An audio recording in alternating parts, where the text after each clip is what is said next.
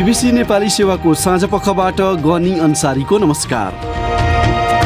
आज कार्यक्रममा स्थानीय तहको चुनावमा उम्मेदवारी दिन जनप्रतिनिधिले पदबाट राजीनामा दिनुपर्ने नयाँ प्रावधान कारणबारे निर्वाचन आयोगका प्रवक्ता भन्छन्। सबै उम्मेदवारले समान रूपमा प्रतिस्पर्धा गर्ने वातावरण बनोस् भन्ने नै आयोगको उद्देश्य हो। ई पासपोर्ट बनाउन राजधानी विभागमा सर्वसाधारणलाई सकस किन? विभागमा गयो भने 3 दिनमै हुन्छ, जिल्लामा गयो भने अलिकति टाइम लाग्छ भन्ने हिसाबले पनि यहाँ आउने अनि जिल्लाबाट पनि जुन फुल क्यापासिटीमा काम हुनु पर्थ्यो त्यो फुल क्यापासिटीमा काम नभइरहेको अवस्था। विभागका निर्देशक शरद राज आरण नयाँ फुटबल लिगले निम्ति आएको विवादबारे एक चर्चा र अन्तर्राष्ट्रिय प्रसङ्गमा रुस विरुद्ध प्रतिबन्ध मात्रै पर्याप्त नहुने भन्दै थप कदम चाल्न जर्मनीलाई युक्रेनी राष्ट्रपतिको अपिल।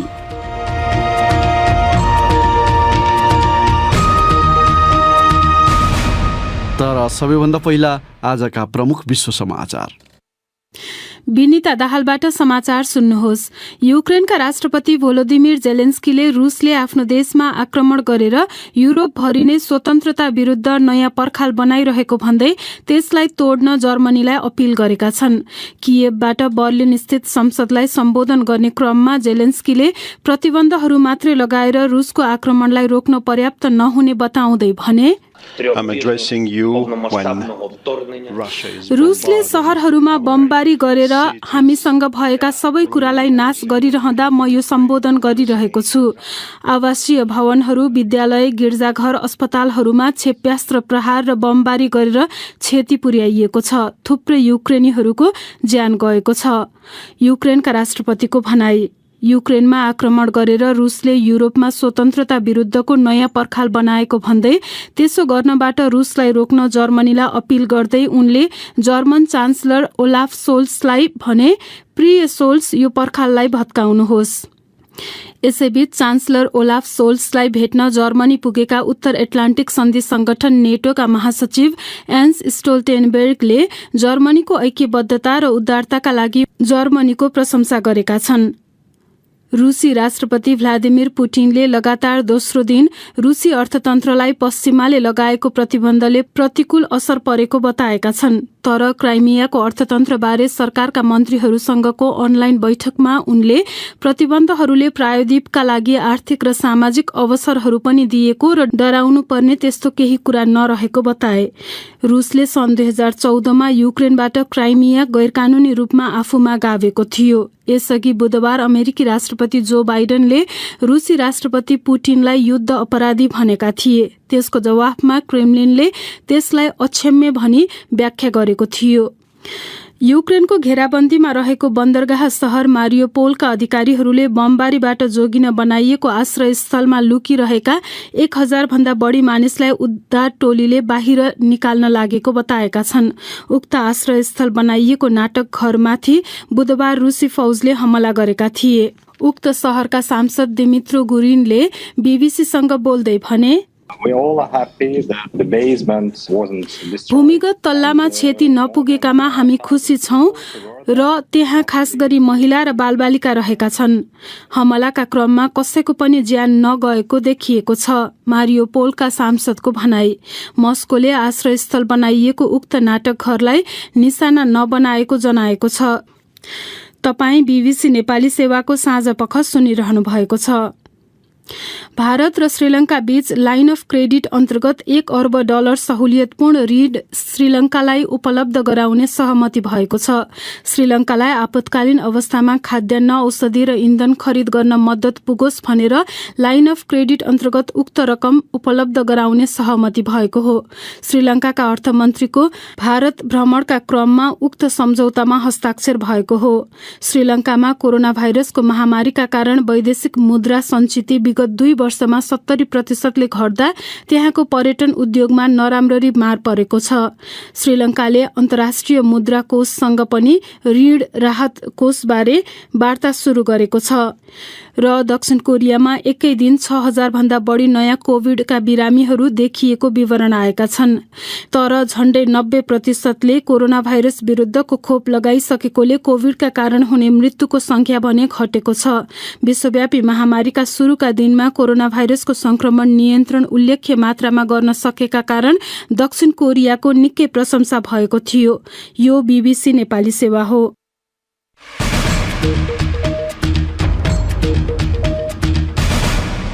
साँझपखमा पुनः स्वागत छ।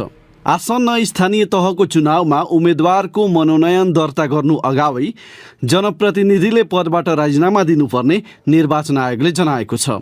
चुनाव हुन अब 57 दिन बाँकी छ। आजै राजपत्रमा प्रकाशित आचार संहितामा राजीनामा नदिए उम्मेदवार बन्न रोक लगाउने प्रावधान समेटिएको छ।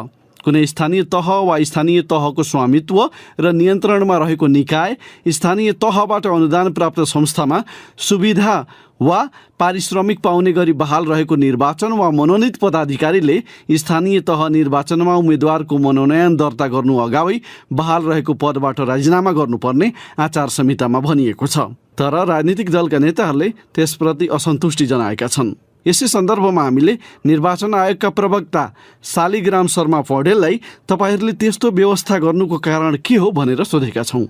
नेपालको संविधानको धारा 215(6) र धारा 216(6) मा उम्मेदवारको योग्यताको बारेमा तोकेको। त्यस्तै स्थानीय तह निर्वाचन ऐन 2073 को दफा 12 र 13 मा पनि उम्मेदवारको योग्यता र अयोग्यताको विषय उल्लेख गरेको छ हैन। र अब अहिले आएर आचार संहितामा पनि त्यो विषय परेको छ। यो किन पर्यो भन्ने कुरामा निर्वाचनमा स्वच्छता, निष्पक्षता, पारदर्शिता र भयमुक्त वातावरण कायम गर्ने र निर्वाचनमा उम्मेदवारले राज्यको स्रोत साधनको प्रयोग नगरून् र सबै उम्मेदवारले समान रूपमा प्रतिस्पर्धा गर्ने वातावरण बनोस् भन्ने नै आयोगको उद्देश्य हो। भनेपछि विगतमा जनप्रतिनिधिले राजीनामा नदिँदा राज्य शक्तिको दुरुपयोग भएको अवस्था थियो? होइन, त्यसरी नभनौँ। अब अहिले हामीले त्यो गर्न खोजेका छौँ भनेर बुझ्नु पर्यो। विगतको स्थानीय तहको निर्वाचन भनेको पहिलो थियो, त्योभन्दा अगाडि जनप्रतिनिधिहरू हुनुहुन्थेन होइन। त्यसो भए हुनाले अब त्यसरी चाहिँ पहिला भएको थियो त्यो नियन्त्रण गर्न गऱ्यौँ भन्ने भन्दा पनि मैले भनेको चाहिँ निर्वाचनमा स्वच्छता, निष्पक्षता, पारदर्शिता, भयमुक्त वातावरण कायम गर्ने र कम्तीमा पदाधिकारमा रहेका उम्मेदवारहरूबाट राज्यको स्रोत साधन निर्वाचनमा प्रयोग नहोस्। प्रयोग हुँदाखेरि अर्को स्वतन्त्र उम्मेदवार जो चाहिँ पदमा छैन उसको र पदमा भएकाहरूको बिचमा इक्वल फुटिङमा प्रतिस्पर्धा नहुन सक्छ भन्ने आयोगको ध्येय हो। तर राजनीतिक दलका नेताहरूले चाहिँ त्यसरी उनीहरूले राजीनामा दिँदा उनीहरूले गर्दै आएका काम कसले गर्ने भनेर प्रश्न गर्ने गरेका छन्। त्यसमा के भन्नुहुन्छ? त्यसमा अब त्यो त स्थानीय सरकार सञ्चालन ऐनमा त्यो व्यवस्था भएको हुनुपर्छ। किनभने अध्यक्ष नभए उपाध्यक्ष हुन्छ, उपाध्यक्ष नभए सदस्य हुन्छ, कसलाई कार्यभार तोक्ने भन्ने तत्त ऐनहरूमा व्यवस्था गरिएको हुन्छ। राजनीतिक दलहरूकै भनाइ सापटी लिएर भन्दैछु, यहाँहरूले चाहिँ त्यसरी राज्य शक्तिको, राज्य स्रोतको दुरुपयोग नहोस् उम्मेदवारबाट भनेर भन्नुभयो। तर राजनीतिक दलका नेताहरूको तर्क के छ भने यदि कसैले गर्दैछ भने त्यसको नियमन गर्ने, त्यो रोक्ने भनेको निर्वाचन आयोग हो नि, अनि आफ्नो काम सजिलो पार्नलाई त्यसो गरिदिनु भयो भन्ने तर्क छ एउटा। त्यसमा के भन्नुहुन्छ? त्यो त स्वाभाविक हो नि। के गर्दाखेरि स्वच्छ, स्वतन्त्र, निष्पक्ष र भयमुक्त वातावरणमा निर्वाचन हुन्छ होइन, राज्यको स्रोत साधनको अथवा प्रयोगमा रोक्न सकिन्छ भनेर आयोगले जे जति चाहिँ ऐन कानुन निर्देशिकाहरू बनाउँछ अथवा राज्यले बनाएर दिएको हुन्छ त्यसका आधारमा न यो आचार संहिता उल्लङ्घन गर्ने कार्यलाई रोक्न सकिने हो होइन। र त्यसमा यो बनाएर आफ्नो काम सजिलो बनायो भन्ने कुरा ठिकै अनर्थ होइन, त्यो ठिकै हो। यो कुरा राखेर मैले अघि भनेको कुरा अथवा निर्वाचनमा स्वच्छता ल्याउनका लागि अथवा राज्यको स्रोत साधनको दुरुपयोग रोक्नका लागि आयोगले यो ल्यायो भन्ने कुरा स्वाभाविक हो। अब अन्त्यमा यसको प्रभावकारी कार्यान्वयन कसरी गर्नुहुन्छ तपाईँहरूले? विगतमा धेरै आलोचना खेप्नुभयो, एकदम राम्रो देखिन्छ, सुनिन्छ आचार संहिता, तर प्रभावकारी कार्यान्वयन हुँदैन, फितलो हुन्छ, खास गरेर सत्तारूढहरूबाट बढी उल्लङ्घन हुने गर्छ भन्ने आरोप छ विगतदेखि नै। यो पालि हुन नदिन के गरिँदैछ? विगतभन्दा फरक के हुँदैछ? आज नै प्रकाशित भएको आचार संहितामा आचार संहिताको कार्यान्वयनको अनुगमन गर्ने विभिन्न संयन्त्रहरूको व्यवस्था गरिएको छ, केन्द्रदेखि तल गाउँ तहसम्म, र अनुगमन गर्ने, प्रतिवेदन दिने, आयोग संयन्त्र मार्फत गराउन सकिने व्यवस्था गरिएको छ। अब एउटा कुरा हामीले बुझ्नुपर्ने कुरा के छ भने आचार संहिता कानुनी मात्रै नभएर एउटा नैतिक दस्तावेज पनि हो। त्यसो भए हुनाले सबैले त्यहाँ आचार संहिता पालना गर्नुपर्ने व्यक्ति, निकाय र अधिकारीहरू गरेर करिब 24वटा त्यहाँ उल्लेख गरिएको छ। 24 प्रकारका व्यक्ति, संस्था अथवा पदाधिकारीले आचार संहिता पालना गर्नुपर्ने हुन्छ। यो सबैले आफ्नो ठाउँबाट आचार संहिता पालना गर्नुपर्ने विषय हो, मैले पालना गर्नुपर्छ भन्ने ढङ्गको एउटा नैतिक बन्धन यदि कायम गर्न सकियो भने निर्वाचन अघि मैले भने जस्तो स्वच्छ स्वतन्त्र र भयमुक्त वातावरण गर्न सकिने हो। त्यसपछि अब कानुनी त हो नै, यदि आचार संहिता उल्लङ्घन भयो भने प्रचलित कानुन छ, निर्वाचन आयोग ऐन बमोजिम पनि आचार संहिता उल्लङ्घन भएमा करेक्सन गर्नलाई निर्देशन दिन सक्ने आयोगले करेक्सन नगरेमा जरिमाना गर्न सकिने र अन्तमा निर्वाचन नै प्रभावित हुने अवस्था आयो भने उम्मेदवारको उम्मेदवारी रद्द गर्न सक्ने सम्मका कानुनी व्यवस्थाहरू ऐनमा छन्। त्यसमा को सत्ता को विपक्ष भन्ने त हुँदैन नि? त्यो हुँदैन। निर्वाचन आयोगको लागि पक्ष विपक्ष सत्ता र विपक्ष भन्ने कुरा हुँदैन। निर्वाचन आयोगको लागि सबै उम्मेदवारहरू समान रहन्छन्, सबैको लागि निर्वाचन आयोगले समान व्यवहार गर्छ। निर्वाचन आयोगका प्रवक्ता शालिग्राम शर्मा पौडेल। एउटा विषय संक्षेपमा, नेपालको पहाडी र हिमाली क्षेत्रमा रङ्ग खेलेर आज मनाइएको फागु पर्व तराईमा भोलि मनाइनेछ। असत्यमाथि सत्यको जित र हर्षका रूपमा अनि वसन्त ऋतुको उमङ्गमा मनाइने यो पर्वलाई विभिन्न स्थान र परिवेश विशेषमा फरक फरक नामले चिनिने संस्कृतिविदहरू बताउँछन्। होलीका अवसरमा राष्ट्रपति र प्रधानमन्त्री सहित उच्च नेताहरूले शुभकामना सन्देश दिएका छन्। उनीहरूले पनि होलीको पौराणिक र सांस्कृतिक पक्षलाई उल्लेख गर्दै यसलाई विकृति रहित बनाउनु पर्नेमा जोड दिएका छन्। होलीसँगै सम्बन्धित तपाईहरूबाट प्राप्त प्रतिक्रिया सुनौ। साथीहरू विनिता दाहाल र फणिन्द्र दाहालबाट। आज हिमाली र पहाडी क्षेत्रमा एवं भोलि तराई क्षेत्रमा रङहरूको चाड फागु पूर्णिमा वा होली मनाइन्छ। आपसी सद्भावका लागि खेलिने यो सांस्कृतिक पर्व र समयक्रमसँगै यसमा आएको परिवर्तनबारे तपाईको के धारणा छ भनेर सामाजिक सञ्जाल फेसबुक र ट्विटरमा हामीले सोधेको प्रश्नमा हामीलाई थुप्रै प्रतिक्रिया प्राप्त भएका छन्।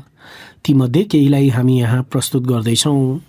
दीपा अधिकारीले लेखेकी छन्, नेपालमा पर्वहरूको धेरै महत्त्व छ। फागु पूर्णिमा झन रङ्गीन र विशेष छ। समयक्रमसँगै पर्वहरूमा विकृति पनि मौलाइरहेका छन्। जथाभावी रासायनिक रङको प्रयोग गर्नु, बिना अनुमति अरूलाई जबरजस्ती रङ गाउनु गलत हो। श्याम सुन्दर प्रसाद यादवको धारणा छ, आज होलिका दहन तथा भोलि फागु पूर्णिमा हो। मेरो विचारमा क्षेत्रीय हिसाबले 2 दिन एउटै पर्व मनाउनुभन्दा एकै दिन होली मनाए राम्रो हुन्छ जस्तो लाग्छ। ऋषिराम ढकाल लेख्छन्, फागु पहिला सौहार्द्रता र आत्मीयताका साथ मनाइन्थ्यो, तर अहिले देखावटी बढी भएको छ। पहिले परम्परा र संस्कृति मान्न मनाइन्थ्यो, अहिले परम्परा धान्नको लागि मनाइन्छ। माधव पुडा सैनीलाई पनि अहिले मनाइने होलीमा विकृति बढ्न थालेको भन्ने लागेको रहेछ। उनी लेख्छन्, पछिल्लो समय यसमा केही विकृति तथा विसङ्गति देखिएको छ। परिवर्तनका नाममा उच्छृङ्खलता समाजमा बढ्दै गएको छ। पर्वलाई आपसी सद्भावना एवं सम्बन्धको विकासका रूपमा निरन्तरता दिँदै हाम्रो संस्कृति अनि रीतिरिवाजलाई बचाउनुपर्छ। ललित आरसीले लेखेका छन्, जहाँसम्म परिवर्तनको कुरा छ, परिवर्तन सकारात्मक पक्षमा हुनुपर्छ। सद्भाव र मौलिकता जोगाउँदै भावनात्मक र आत्मीयतापूर्ण तरिकाले होली मनाउनुपर्छ। यसले हाम्रो कला, संस्कृति, मूल्य, मान्यता र भावनात्मक कुराको पक्षपोषण गर्न सकोस्। हरिकृष्ण अधिकारीको धारणा छ, परम्परादेखि मनाउँदै आएको होली घरमा बसेर पारिवारिक रूपमा मनाउने त ठिकै हो, तर होलीको न्युमा अनावश्यक रूपमा लोला फ्याँकेर बाटोमा हिँड्नेलाई दुःख दिनु, अनावश्यक हो हल्ला गर्नु चाहिँ विकृति हो। अर्को विषय, राजधानी विभागले मेसिन रिडेबल पासपोर्ट एमआरपी वितरण बन्द गरेर ई पासपोर्ट वितरण सुरु गरेपछि काठमाडौँको त्रिपुरेश्वर स्थित विभागमा हिजो आज राजधानी बनाउनेहरूको भिड बढ्न थालेको छ। टाढा टाढाबाट आएका सेवाग्राहीले घण्टौँ लाम लागेर शास्ति खेप्दा पनि राजधानी बनाउन निकै सकस भएको गुनासो गरेका छन्। तर राजधानी विभागले जनशक्ति अभावका कारण भिड धान्न कठिन भएको जनाएको छ। यसै सन्दर्भमा विभागका निर्देशक तथा प्रवक्ता शरदराज आरणले व्यवस्थापन लगायत पक्षबारे हाम्रा साथी कमल परियारसँग कुराकानी गरेका छन्। कोरियाको जुन इपिएस खुलेको छ त्यसको चाप, जापानमा जुन सिओई वालाहरू छन् त्यसको चाप, वैदेशिक रोजगारी विभिन्न ठाउँहरूमा खुलिरहेको छ त्यसको चाप, अर्को चाहिँ भ्रमणमा जाने हुन्छ नि, विगतमा रोकिएका भ्रमणमा जानेहरू त्यसको चाप, अनि अर्को चाहिँ जो यो 2013मा बनाएको 2014मा बनाएको जुन पासपोर्टको रिन्यू गर्नुपर्ने त्यसको कारणले नै एउटा चाप बढेको छ। र अर्को चाहिँ जस्तो जिल्ला प्रशासन कार्यालयहरूमा पनि तपाईँको 65वटा जिल्ला प्रशासन कार्यालयहरूमा पनि यी पासपोर्ट सुरु भइसक्यो र धेरै मान्छेहरूको चाहिँ के छ भने केन्द्रीकृत मानसिकता, विभागमा गयो भने 3 दिनमै हुन्छ, जिल्लामा गयो भने अलिकति टाइम लाग्छ भन्ने हिसाबले पनि यहाँ आउने अनि जिल्लाबाट पनि जुन फुल क्यापासिटीमा जुन काम हुनु पर्थ्यो त्यो फुल क्यापासिटीमा काम नभइरहेको अवस्था। मान्छेहरू चाहिँ आफ्नो टाइम नहेरिदिने र बिहानैदेखि आइदिने होइन, अनि अर्को आफ्नो डेटमा नआइदिने, छिटै आजै चाहियो भनेर आइदिने होइन। यो यी यावत कारणले गर्दा पनि भिड बढ्दछ र अर्को मेन भिड चाहिँ पासपोर्टको डिमान्ड बढेकै कारणले पनि भिड छ। हामीले म्याक्सिमम दिन सक्ने, विभागबाट दिन सक्ने भनेको 1000 जनाको आवेदन फारम स्वीकार गर्ने हो, तर अहिले हाम्रो 2000 आवेदन फारम स्वीकार गर्छौँ। 2000 मान्छेलाई फेरि उहाँहरूको पर्सिको दिन पासपोर्ट लिन आउनुहुन्छ, 4000 भयो। अर्को 1000 चाहिँ यो विभिन्न यो रिजेक्सन हुने अन्य जुन विवरणहरू नमिलेका अनेक कारणले आउने भने चाहिँ 5000 जना आउनुहुन्छ। 5000 जनाको लागि यहाँको चाहिँ स्पेस उभिने ठाउँ पनि छैन होइन। यहाँको मुख्य चुनौती भनेको चाहिँ मेन पावरै हो, ह्युमन रिसोर्स नै हो। जस्तो तपाईँ हाम्रो जुन अहिलेको जुन मौजुदा दरबन्दी छ त्यो नै अपर्याप्त छ, नम्बर 1।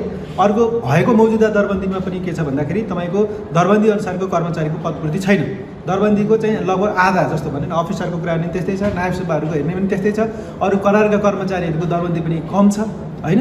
भने कस्तो भने हाम्रो चाहिँ सेवा बढ्ने, यहाँ सेवाग्राहीको सङ्ख्या बढ्ने, हामीले उठाउने जुन राजस्व तपाईँ इमेजिन गर्नुहुन्छ, हामी दिनको 2 करोडभन्दा बढी राजस्व उठाउँछौँ होइन।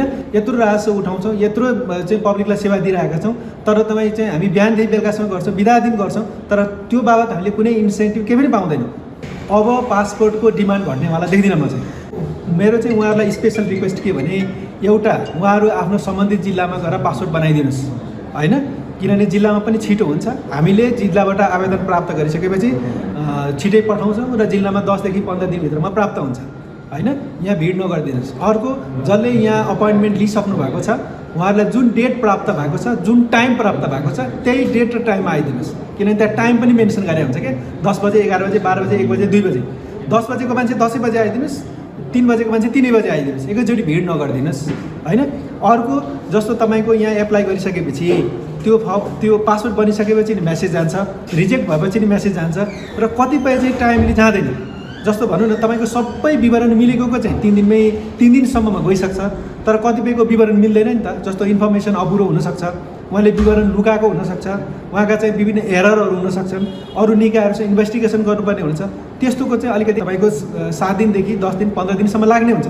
भनेपछि त्यति समयसम्म उहाँले धैर्य गरेर म्यासेजलाई वेट गरिदिनुहोस् र म्यासेज प्राप्त भइसकेपछि मात्रै विभागमा आइदिनुहोस् भन्ने, त्यो पनि मेरो एउटा अनुरोध। राहदानी विभागका निर्देशक तथा प्रवक्ता शरद राज आरण। साँझपखमा नेपाल बाहिरका केही विषय। युक्रेनका राष्ट्रपति भ्लोदिमिर जेलेन्स्कीले रुसले आफ्नो देशमा आक्रमण गरेर युरोपको स्वतन्त्रता विरुद्ध नयाँ पर्खाल बनाइरहेको भन्दै त्यसलाई रोक्नका निम्ति थप कदम चाल्न जर्मनीलाई अपिल गरेका छन्। BBC विवरणमा आधारित रिपोर्ट सुनौ विनिता दाहालबाट। राजधानी कियेभबाट बर्लिन स्थित संसदको तल्लो सदनलाई सम्बोधन गर्दै राष्ट्रपति भोलोदिमिर जेलेन्स्कीले जर्मन चान्सलर ओलाफ सोल्ट्सलाई युरोपको स्वतन्त्रता विरुद्ध रुसले पर्खाल बनाइरहेको भन्दै त्यसलाई उनकै शब्दमा भत्काउन अपिल गरे। उनले चान्सलर सोल्ट्सलाई नेतृत्व प्रदर्शन गर्न पनि आह्वान गरे। रुस विरुद्ध प्रतिबन्धहरू ढिला लगाइएको र त्यस्ता कदमहरू मात्रै रुसको आक्रमणलाई रोक्न पर्याप्त नहुने जेलेन्स्कीले बताएका हुन्। जर्मनीको संसदमा उनले 10 मिनट सम्बोधन गर्दा सांसदहरूले उठेर ताली बजाउँदै उनीप्रति सम्मान दर्शाएका थिए। सांसदहरूलाई रुसी युद्ध अन्त्य गर्न सघाउन अनुरोध गर्दै उनले दोस्रो विश्वयुद्ध र कम्युनिस्ट शासन ढल्दाको जर्मन अनुभवको चर्चा समेत गरेका थिए। हिजो अमेरिकाको संसदलाई भिडियो मार्फत सम्बोधन गरेका राष्ट्रपति जेलेन्स्कीले आज जर्मनीको संसदलाई सम्बोधन गरेका हुन्। विश्व स्वास्थ्य संगठन WHO ले नयाँ भेरिएन्ट डेल्टा क्रोनलाई अहिलेसम्म चिन्ताको भेरिएन्टका रूपमा वर्गीकरण गरेको छैन।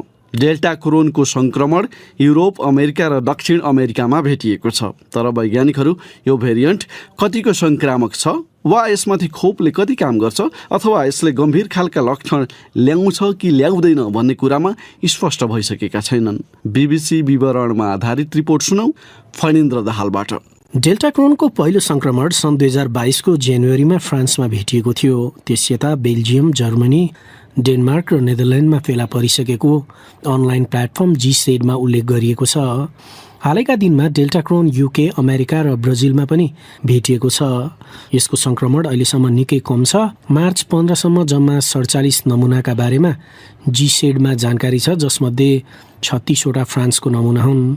पुष्टि भएको जानकारी नभए पनि जनवरीदेखि मार्चसम्म डेल्टा क्रोनको संक्रमण जति फैलिएको छ त्यसलाई हेर्दा डेल्टा वा ओमिक्रोन भन्दा धेरै संक्रामक नदेखिएको प्रारम्भिक सङ्केत छ। त्यो सङ्केतसँग मिल्दोजुल्दो तथ्याङ्क अमेरिकामा जिन सिक्वेन्सिङ गर्ने निजी कम्पनी हेलिक्सको अप्रकाशित अध्ययनमा छ। हेलिक्सका वैज्ञानिकहरूले सन् 2021 को नोभेम्बरदेखि सन् 2022 को फेब्रुअरीसम्म सङ्कलन गरेका कोभिडका 29,000 नमुनामध्ये 2 नमुनामा मात्रै डेल्टा क्रोन संक्रमण देखिएको छ। ब्राजिलका भाइरस विज्ञ फिलिप नाभाकेका अनुसार भाइरस भेरिएन्ट मिसिनु कुनै नयाँ वा अनपेक्षित कुरा होइन। पहिलो कुरो त गत केही महिनामा डेल्टा र ओमिक्रोन भेरिएन्टको संक्रमण एकदमै धेरै थियो। यो अवस्थामा कुनै व्यक्तिलाई दुवै भेरिएन्टबाट संक्रमण हुनु नौलो होइन। त्यस्तो अवस्थामा दुवै भेरिएन्टले एकैपटक मानव कोषमा संक्रमण गर्छन् र परिणामस्वरूप त्यहाँ विकसित भएका भाइरसले दुवै भेरिएन्टको गुण लिएका हुन सक्छन्। वैज्ञानिकहरूले डेल्टा क्रोनमा ओमिक्रोनको स्पाइक र डेल्टाको कलेवर भएको बताएका छन्, तर वैज्ञानिकहरू 2 महत्त्वपूर्ण भेरिएन्ट मिसिदा बनेको भेरिएन्टले अझ गम्भीर लक्षण देखाउने वा नदेखाउने एवं अस्पताल भर्ना हुनुपर्ने अवस्था वा मृत्युको जोखिम बढाउने वा नबढाउने विषयमा स्पष्ट भइसकेका छैनन्। त्यस्तै खोपले वा पहिला संक्रमण हुँदा विकसित प्रतिरोधी क्षमताले यसलाई रोक्छ या रोक्दैन भन्ने कुरामा पनि वैज्ञानिकहरू स्पष्ट हुन सकेका छैनन्। अन्तर्राष्ट्रिय जनस्वास्थ्य निकायहरूले नयाँ भेरिएन्टका विषयमा चिन्ता नलिन भनेका छन्। WHO र अमेरिकाको CDCले डेल्टा क्रोनलाई अहिलेसम्म चिन्ताको भेरिएन्ट भनी वर्गीकरण गरेका छैनन्। WHOले यसलाई हाल निगरानीमा रहेका भेरिएन्टमा राखेको छ। मार्च 9 को पत्रकार सम्मेलनमा WHOमा कोभिड-19 का प्राविधिक प्रमुख मारिया भान केर्खोभले यो भेरिएन्टका कारण रोगको गम्भीरता वा संक्रमणका विषयमा कुनै परिवर्तन नदेखिएको बताएकी थिइन्। फेरि नेपाल यौनिक तथा लैङ्गिक अल्पसंख्यक समुदायका मानिसले अन्य नागरिक सरह राज्यले आफूहरूलाई व्यवहार नगरेको र समाजले पनि अझै सम्मानका साथ स्वीकार्न नसकेको गुनासो गरेका छन्। नागरिकता दिनेदेखि रोजगारी, शिक्षा, स्वास्थ्य लगायत क्षेत्रसम्ममा अरू सरह सहज रूपमा सुविधा नपाउने गरेको र राज्यले नै अवहेलना गरेको उनीहरूको गुनासो छ। कानुनले कतिपय विषयमा आफूहरूको अधिकारबारे बोलेको भए पनि व्यवहारमा त्यस अनुरूप पाउनका लागि सङ्घर्ष गर्नु परेको उनीहरूले बताएका छन्। सुनौ वीरगञ्जबाट हाम्री संवाददाता माधुरी महतोले पठाएको यो रिपोर्ट। यौनिक तथा लैङ्गिक अल्पसंख्यक समुदायका मानिसहरूले तीनै तहको सरकार आए पनि आफूहरूको अवस्था जस्ताको त्यस्तै रहेको गुनासो गरेका छन्। रूढिवादी सामाजिक विचारधाराका कारण अझै पनि हरेक क्षेत्रमा हरेक तवरबाट आफूहरू जोखिममा परिरहेको गुनासो छ जिना राणाको। हामीले गर्दाखेरि चाहिँ नराम्रो, अरूले गर्दा राम्रो भन्ने पनि हुँदैन नि त। हामीले गरेको काम पनि कसैले चाहिँ सम्मान योग्य होस्, जसले चाहिँ सम्मान गरोस्। हामी बाटोमा हिँड्दाखेरि चाहिँ म एक्लै जोडले हाँसे भने यिनीहरू चाहिँ यस्तै यिनीहरू हाँस्छ भन्छ, तर अरू मान्छे त बाटोमा रक्सी खाएर जोडले हाँसेर नाचिँदा कसैले वास्ता गर्दैन कि। राम्रो काम गरे पनि समाजले चाहिँ यिनीहरू नराम्रो यस्तै हो भन्ने, नराम्रो काम गरे पनि झन् नराम्रो भन्ने भएको कुराले हामी चाहिँ दोहोरो चपेटा परेर यो अवस्थामा हुने सरकारले बोल्छ तर हाम्रो पोलिसीमा चाहिँ लागू भएको छैन कि। यौनिक तथा लैङ्गिक अल्पसंख्यक समुदायका मानिसहरूले अरू समुदायका जस्तै अवसर नपाउँदा विवाह तथा जन्मोत्सवमा नाचगान गरेर मागेर गुजारा चलाउनु परिरहेको भनाइ छ ममता भाटको। कुनै कुराहरूलाई हामीले अपनाएको छैन, किनभने हाम्रो अब कुनै रोजी रोजगारै छैन। हामीसँग विभिन्न देशहरूमा अब त्यस लिङ्गले आफ्नो अधिकार पाएर आफ्नो जीवनी राम्रोसँग जिरहेको छ, राम्रोसँग खाएको छ, तर हाम्रो नेपालमा खै त नाचेर खानु परेको छ। नेपालको संविधानले नै लैङ्गिक तथा यौनिक अल्पसंख्यक समुदायको पनि अधिकार सुनिश्चित गरेको छ, तर राज्यका निकायहरूले भने त्यसलाई कार्यान्वयन गर्न सकिरहेका छैनन्। अधिवक्ता वीरेन्द्र यादव। कानुन र संविधानको पोइन्ट अफ भ्यूले लैङ्गिक असमानतालाई, लैङ्गिक विभेदलाई धेरै हदसम्म न्यूनीकरण गर्ने गोल बनाउने प्रयास गरेको छ।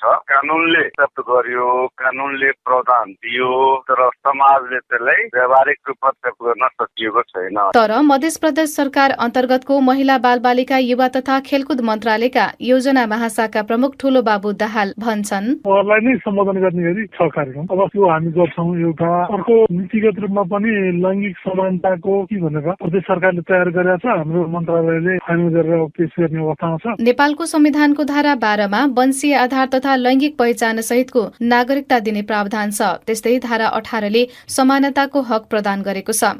कानूनको दृष्टिमा सबै नागरिक सम्मान हुने यो धाराले व्याख्या गरेको छ भने धारा 42 ले सामाजिक न्यायको हकको व्यवस्था गरेको छ, जसमा लैङ्गिक तथा यौनिक अल्पसंख्यक समुदायका नागरिकहरूलाई समेत समानुपातिक समावेशी सिद्धान्तका आधारमा राज्यका निकायमा सहभागिताको हक हुनेछ भनेर भनिएको छ। माधुरी महतो, बीबीसी वीरगञ्ज। अब आजको अन्तिम विषय, नेपाल सुपर लिगको नाममा नयाँ लिग फुटबल प्रतियोगिता जन्मिएपछि यसले नेपाली फुटबल प्रणालीलाई असर पार्ने भन्दै कतिपय क्लबले यसको विरोध गरिरहेका छन्। समानान्तर लिग सञ्चालन हुँदा ए डिभिजन क्लबहरूको अस्तित्व सङ्कटमा पर्न सक्ने, खेलाडीहरूको प्रदर्शनमा असर पर्ने र कालान्तरमा फुटबल विकासमा अवरोध पुग्न सक्ने भएकोले यसलाई बन्द गर्नुपर्ने उनीहरूको तर्क छ। थप चर्चा हाम्रा खेल संवाददाता निरञ्जन राजवंशीले तयार पारेको यो रिपोर्टमा। आफ्नो खेलाडीहरूलाई बिना स्वीकृति अन्य क्लबले अनुबन्धन नगरोस् भन्दै ए डिभिजनका क्लबहरू विरोधमा उत्रिएपछि नेपाल सुपर लिग एनएसएल अहिले विवादमा छ। झट्ट हेर्दा फ्रेन्चाइज शैलीमा खेलाइएको नेपाल सुपर लिग फुटबल र निकै लामो इतिहास बोकेको शहीद स्मारक ए डिभिजन क्लब बीचको विवादको चुरो खेलाडी अनुबन्धन मात्रै देखिन्छ। जुन विवादमा एनएसएल आयोजक Nepal sports events and management कम्पनीले लचकता अपनाइसकेको देखिन्छ। एनएसएलका प्रमुख कार्यकारी अधिकृत सुदीप शर्मा, अप्सन गरिसके पछाडि केही विवादहरू देखिएको छ। प्लेयरहरूलाई के नै भनेका छौँ भने अर्को क्लबमा अनुबन्धन हुनुहुन्छ भने रिलिज लिएर नआएसम्म एनएसएल क्लबले साइन गर्न मिल्दैन, खेलाउन मिल्दैन। क्लबले जब सहमतिमा रिलिज गर्छ तब त्यो प्लेयर एनएसएल खेल्न पाउँछ। त्यो त ए डिभिजन क्लब्सहरूको राइट्स हो, त्यसलाई हामी पूर्ण सम्मान गर्छौँ। तर ए डिभिजन क्लबहरूको आपत्ति खेलाडी अनुबन्धन भन्दा पनि एनएसएलका क्लबहरूलाई पनि एसियाली फुटबल महासंघ एएफसी को प्रतियोगिता खेलाउने लाइसेन्स दिन लागेको भन्ने विषयमा देखिन्छ। अखिल नेपाल फुटबल संघ एन्फा र एनएसएल बीच भएको सम्झौता पत्रमा एएफसी लाइसेन्सको कुरा समावेश गरिएको तर क्लबलाई जानकारी नदिएको भन्दै उनीहरू आक्रोशित देखिएका हुन्। न्यू रोड टिम एनआरटी का महासचिव नरेन्द्र श्रेष्ठ, एनएसएलले चाहिँ नि भोलि एएफसी र फिफाबाट होइन कुनै पनि टुर्नामेन्टको प्रतिनिधित्व गरेर यस्तो आँखामा थाहा हाल्ने आज रातिसम्म बसेर मिटिङ गर्दाखेरि छैन भने भोलि हामीले कागज निकाल्दाखेरि त्यसो भन्ने हो नि। एनएसएलमा 10 वटा क्लबहरू छन् र तिनीहरू अखिल नेपाल फुटबल संघ एन्फामा क्लबका रूपमा दर्ता भइसकेका छन्। विवाद उत्कर्षमा पुगिसक्दा पनि नियामक निकाय एन्फा भने यो विषयमा अझै बोलेको छैन। बरु विरोधमा उत्रिएका 8 वटा ए डिभिजन क्लबहरू बीच नै फुट आइसकेको देखिन्छ। 8 मध्ये 4 क्लबले मध्यमार्गी बाटो अपनाएर दुवै लिग गराउन सक्ने विषयमा छलफल चलाइरहेको बताएका छन्। शहीद स्मारक ए डिभिजन लिग च्याम्पियन मछिन्द्रका अध्यक्ष सुनिल कपालीका अनुसार नेपाल सुपर लिगले एएफसी को प्रतियोगितामा हस्तक्षेप नगरे तत्काल सहमति गर्न सकिनेछ। एनएसएलले चाहिँ नि क्लबको सहमति बेगर खेलाडी लिएकोमा त्यसमा माफी माग्ने, अर्को चाहिँ उहाँले एएफसी लाइसेन्सको लागि उहाँले पहल नगर्ने, यसो चाहिँ अर्को सालदेखि चाहिँ भाद्रसम्म आएर हामी खेल्ने कि भन्ने कुरा सहमति गर्छ। खेलाडीहरूको प्रदर्शनमा असर पर्न जानु एनएसएल को अर्को नराम्रो पक्ष रहेको क्लबहरूको तर्क छ। एनएसएल 2 महिनाको छोटो समयमा सकिने तर खेलाडीहरूले अक्सन मार्फत राम्रो आमदानी गर्न सक्ने भएकोले यसमा खेलाडीहरू आकर्षित देखिन्छन्, जसका कारण खेलाडीहरू घाइते हुने डरले ए डिभिजन लिगमा आफ्नो पूर्ण क्षमता प्रयोग नगर्ने, जिल्लातिरको गोल्ड कप प्रतिस्पर्धाहरूमा पनि राम्ररी नखेलेको आरोप क्लब पदाधिकारीहरूको छ। एनएसएलमा प्रत्येक टिममा 5 विदेशी सहित 23 खेलाडीहरू खेल्ने गर्छन्। त्यसमा मार्की खेलाडी बाहेक झन्डै 200 खेलाडीहरूले वर्गीकरण अनुसार 3,50,000 देखि न्यूनतम 50,000 रुपियाँसम्म पाउने गर्छन्। खेलाडीहरूले भने दुवै लिगलाई वैधानिक प्रणालीमा लैजाउन सके फुटबल क्षेत्र नै लाभान्वित हुने बताएका छन्। एनएसएल को एउटा टोली विराटनगर एफसी का मार्की खेलाडी रेजिन थिमाल, क्लबहरूलाई पनि मार नपर्ने गरी र अब यता एनएसएललाई पनि इफेक्ट नहुने गरी क्यालेन्डर मिलाएर गर्दा चाहिँ राम्रो हो जस्तो लाग्छ मलाई, किनभने अब ए डिभिजन क्लबले पनि यतिका धेरै खर्चहरू गरिरहेछ। विवादको समाधान गर्ने अन्तिम निकाय एन्फा नै हो। खेलाडीहरूको प्रदर्शनमा परिरहेको असर, एएफसी लाइसेन्स, इतिहास बोकेका क्लबहरूको अस्तित्व समाप्त हुन सक्ने जस्तो गहन प्रश्नहरू अनि क्लबहरू बीच टकराउ आउन सक्ने विषयमा एन्फाले चाँडै नै निर्णय लिनुपर्ने जरुरी देखिन्छ। निरञ्जन राजवंशी, बीबीसी काठमाडौँ।